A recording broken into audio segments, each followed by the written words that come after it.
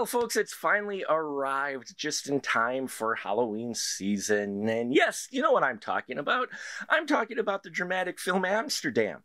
No, I'm not. I'm talking about the direct-to-Netflix Rob Zombie written and directed film Munsters. Yes, based off of the campy TV show.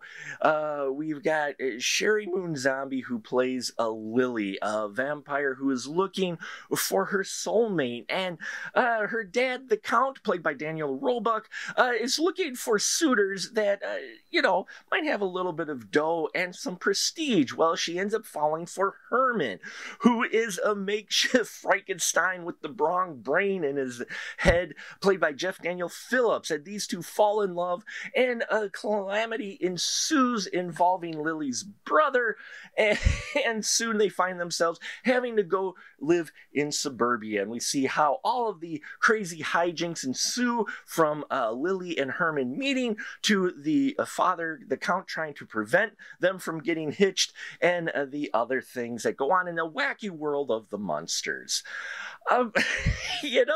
When you see the trailer, everybody was dogging on the trailer. Even I was like, it looks it. And then when you watch it, it delivers exactly what the trailer gives as far as production quality and weirdness and quirkiness. This is completely Rob Zombie. If you watch any of his music videos, it's really handled similarly to that. Very surreal, alternate reality stuff. And you know what? I found it's got quirky charm to it. This is probably the most safe movie that Rob Zombie has made for a wider audience. As much as people were ripping on it, I'm like, it's supposed to be the way it is. Now, what is funny is we do get probably some of the best acting we've seen for a while from Sherry Moon Zombie in here, who camps up her Lily, but plays it like the Lily from the TV show, but just amped up a bit. But she does well. You don't see Sherry Moon Zombie. That the makeup effects on her, I thought, were really done well as with the Count. I loved the Count character, played by Daniel Roebuck. And we do get some Doctor Who connections in here when his buddy Igor shows up, or Igor, however you want to pronounce it. Sylvester McCoy, not Stallone, Sylvester McCoy from Doctor Who fame plays his helper, Igor, and I loved it. I loved this. There's another Doctor Who connection in here. We have Catherine Schell playing Zoya. She was in Doctor Who episode City of Death series, as well as many other films. So he gets some veteran actors in here, well known. We also got Cassandra Peterson showing up in here, which was a surprise. I went into the film not knowing too much about it.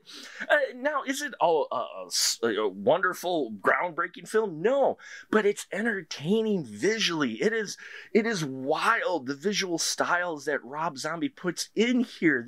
The quirky, kind of campy style of like the 60s in here, mixed with the Munsters story. It kind of works. I could see this on Nickelodeon. You could easily have put this on some old school Nickelodeon channel. Would have fit easily. That doesn't mean that it's horrible. It means it's for all ages, but it may not appeal to all who watch it. So there is a bit of a difference there.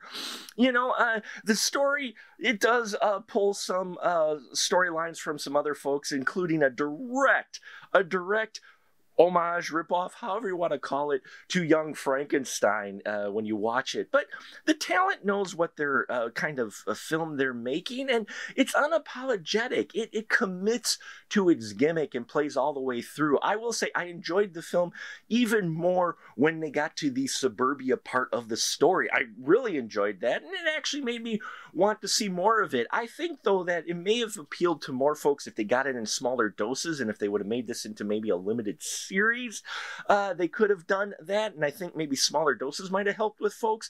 But it's still not a very long film. It is a film that you could see Rob had a lot of fun making, as did the rest of the cast, and it's definitely meant to be campy, over the top, with cheesy dialogue, but yeah, it's not horrible. It's definitely watchable. If you like your quirky, zany films, this definitely falls solidly into that category. So there you have it, folks. Munsters, direct to Netflix. If you have seen it, please put your constructive comments down below about this film. Was it as bad as you thought, or was it better than you thought? Love to hear your thoughts. Please check out our Patreon as always.